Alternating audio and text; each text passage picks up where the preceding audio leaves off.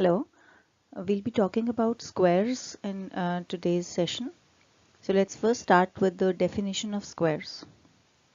Square numbers, or simply called squares, are the numbers that we get by multiplying an integer with itself. Now we represent the square numbers or squares as m equal to z square, where z is an integer. Now the square of any natural number is called a perfect square. So now an example of a perfect square would be 4 because it's a square of a natural number 2. 9, which is a square of the natural number 3. So these are all called perfect squares.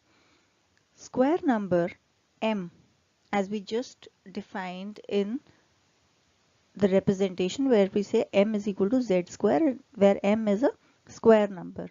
Now this square number is actually equal to the area of a square of side z.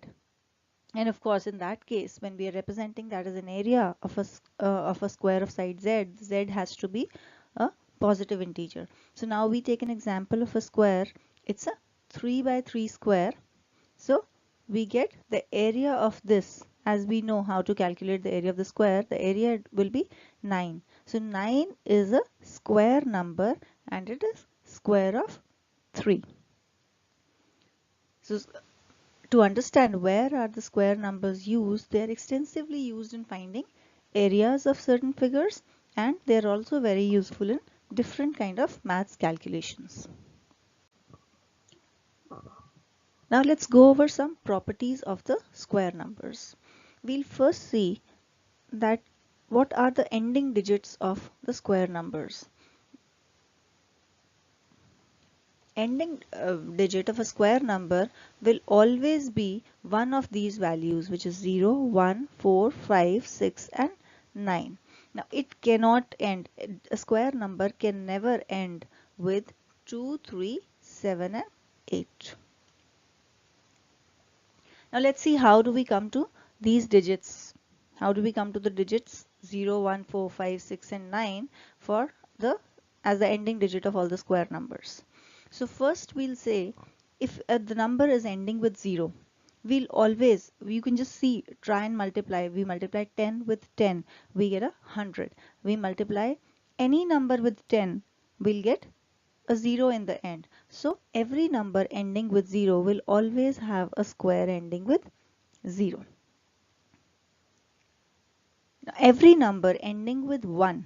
Now let's see if we take a number 11, we multiply it with itself. So in that case, we'll see the units digit is 1 and it'll always be multiplied by 1. So we'll always get the answer having a units digit as 1. Similarly, when we have any number of the type which is ending with 9, say for example 9 or 19 or any other number for that matter, we'll see that the units digit, which is 9, is multiplied with again 9 to get this, to get its square. So 9 multiplied by 9 is 81. That gives us the units digit as 1. So we are saying any number which is ending with 1 and 9 will always have its square ending with a 1. Similarly, every number which is ending with 2 and 8, we'll see if we multiply 2 with 2 we get 4, and similarly if we multiply 8 with 8 we get 64, where the units digit is again 4. So we are saying every number which is ending with 2 and 8 will always have its square ending with 4. Similarly, every number which is ending with 5 will always have its square ending with 5. And if you actually see, it will always end with 25. The last two digits will always be 25. If you take an example, if we multiply 5 with 5, we get 25. Similarly, if we multiply 15 with 15, what do we get? The answer is 225.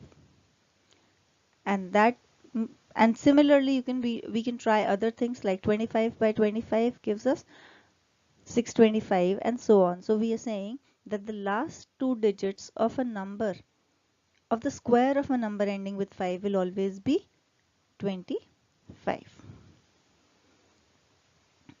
Moving on to the numbers ending with 4 and 6. We know that 4 multiplied by 4 is 16, where the units digit is 6. Similarly, 6 multiplied by 6 is 36 and the units digit is 6. So every number ending with 4 and 6 will always have its square ending with 6.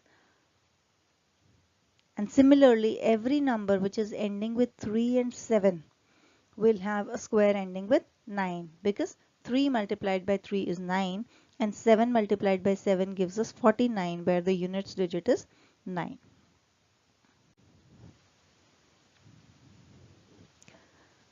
Let's move over to some more properties of square numbers. The first thing to know is that the square number is never negative. So let's see how. If a number is minus 2, if a number is negative, and we multiply this number with itself, because we are saying we are finding the square of the number, so we are multiplying the same number with itself. So we know that if a negative number is multiplied with a negative number, the result will always be a positive number. So the squares which are always a number multiplied with itself will always be positive. It can never be negative.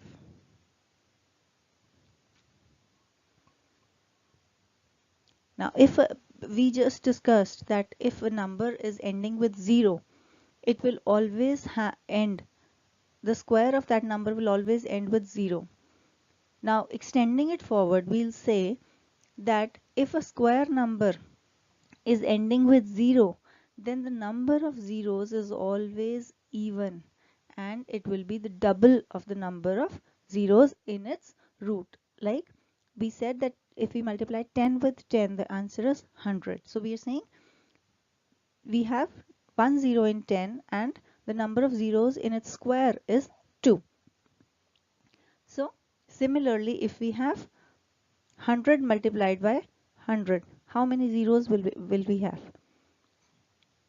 We'll again have 4 zeros. First thing is that the number of zeros in the square will always be even. That is understood because in the original number, if we have 1 0 and if we are multiplying the number with itself, we'll have 2 zeros. Similarly, so it will be always even. So similarly, we are saying if we multiply a number with 2 zeros with itself, then we'll have 4 zeros in the final square that we get. Now, square of an even number is always even.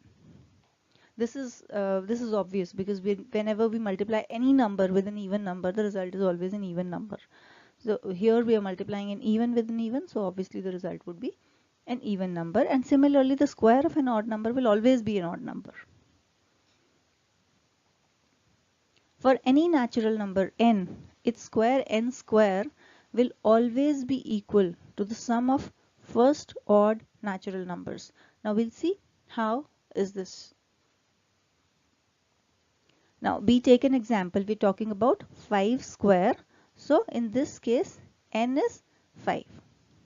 Right? So now if we see, this is the sum of 1 plus 3 plus 5 plus 7 plus 9. So we're saying n square is always equal to the sum of first n odd natural numbers. So we're saying 5 square has to be the sum of first 5 odd natural numbers. So first 5 odd natural numbers are 1, 3, 5, 7 and 9. Similarly, if we see 9 square, this should be a sum of first 9 odd natural numbers, which would mean 1 plus 3 plus 5 plus 7 plus 9 plus 11 plus 13 plus 15 plus 17, and that comes out to be 81.